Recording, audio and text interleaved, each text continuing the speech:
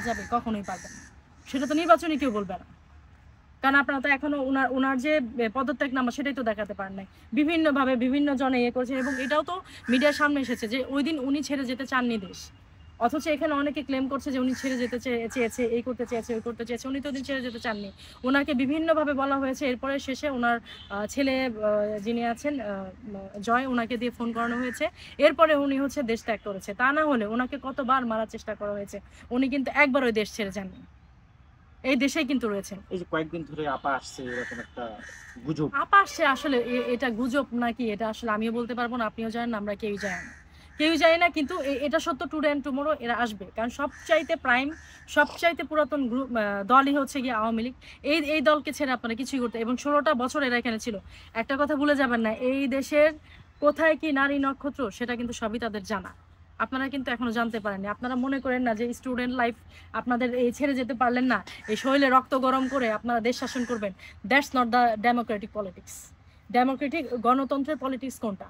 গণতন্ত্রের পলিটিক্সে কিন্তু আপনাকে অনেক হচ্ছে লার্নেড হতে হবে, অনেক কিছু আপনাকে জানতে হবে। এবং হচ্ছে এই যে দুই নেত্রী, আমাদের এর আগে যে খালেদা জিয়া ছিলেন, উনি স্বামী হারিয়েছেন।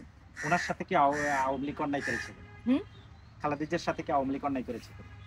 খালেদা জিয়ার সাথে আওয়ামী লীগ অন্যায় অন্যায় বলতে টুকটাক হয়তো এদের হয়তো ইন্টারনাল কোনো কিছু হতেই পারে, সবকিছু তার সংবাদ মাধ্যমে হতে, সেটা হয়তো হতে পারে। আমি অতটুকু একজন আমার মহিলা জানা নেই। অসুস্থ, চিকিৎসা করতে আমি যেতে পারেন আমি না, আমি আপনি কি মনে আচ্ছা, করেন? একজন আপনি মহিলা যেহেতু অসুস্থ না, আমি আপনারা যে কোশ্চেন করছেন তার জের ধরে আমি আপনাদের বলছি, ঠিক আছে?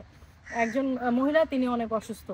আচ্ছা, আমি যেহেতু ফ্যাসিস্ট আর আমি যেহেতু এই দেশের সরকার না, তাহলে আমি তো চাইলে তাকে ইনজেকশন পুশ করে হার্টের রোগী বলে চালাই দিতে পারতাম, উনি মারা গেছে, সেটা কেন আমি করলাম না? এটা আমাকে বলেন। এবং 16টা বছর আমি ক্ষমতায় ছিলাম, আমি মনে করেন শেখ হাসিনা, আমি 16টা বছর ক্ষমতায় ছিলাম। আমি চাইলে গুম করে ফেললেও কারো কিছু বলার নাই, যায় না করে বলছেন। কৌশল হতে পারে। না না, কিসের কৌশল? আমি কি এত বোকা নাকি যে আমি মানে আরেক দলীয় ইয়েকে বাঁচিয়ে রেখে আমি কৌশল করবো? কি কারণে? ওনারে মেলে ফেললে তো সবই মারা গেল। আমার এই কোশ্চেনগুলির উত্তর আপনারা একটু দেন। আসলে হয় কি, বিভিন্ন সংবাদ মাধ্যম বিভিন্ন জায়গায় এত বেশি অবান্তর কথাবার্তা বলা হয়, অবান্তর কথা বলার কারণে কিন্তু দেশের আজকে এই অস্থিতিশীল পরিবেশ পরিস্থিতি এবং অস্থিরতা। আপনারা যারা সংবাদ মাধ্যম কর্মী আছেন, সবাই যে খারাপ তা বলবো না, 2-4 জন যারা আছেন, তারা হচ্ছে আমরা যে কথা বলি সাধারণ জনগণের কথা থেকে, আমাদের বাইটগুলি আপনারা নেন, নিয়ে কি করেন, এগুলিকে আপনারা অন্যভাবে কেটে কেটে কেটে কেটে জোড়া লাগিয়ে অন্যভাবে দেন। আপনারা প্লিজ এটা করবেন না।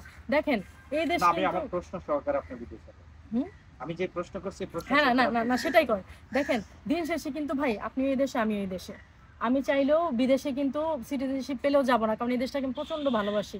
এই দেশের সাথে আমার বড় হয়, এই দেশের সাথে আমার সবকিছু, এটা আমার জন্মভূমি।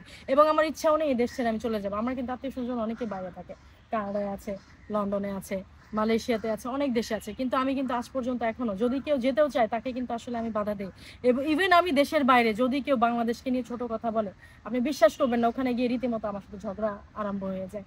আমি দেশকে এতটা ভালোবাসি ভাই, সেই জায়গা থেকে বলবো যে আপনারা না এভাবে দলাদলি করেন না। আর আমাদের দুই নেত্রী প্রচন্ড ভালো, দুই নেত্রীকে আমি প্রচন্ড ভালোবাসি। এরশাদ সাহেবের আমলে তখন আমি খুব ছোট, মানে বোঝার মতো তেমন একটা ইয়ে নাই। কিন্তু আমি বড় হবার পরে আপনার নিউজ পোর্টালে কিছু কিছু দুইজনের একসাথে যখন ছবিগুলি দেখে, বিশ্বাস করবেন ভাই, মানে অন্তরটা আসলে আমার মায়ে ভরে ওঠে। এটাই তো আসলে বাংলাদেশ, আমরা তো আসলে এটাই না। এটা ছাড়া তো দেখেন কোন দেশে আছে যে আপনি কোনো বিপদে পড়লে এসে আপনাকে হচ্ছে পানির বোতল এগিয়ে দিবে।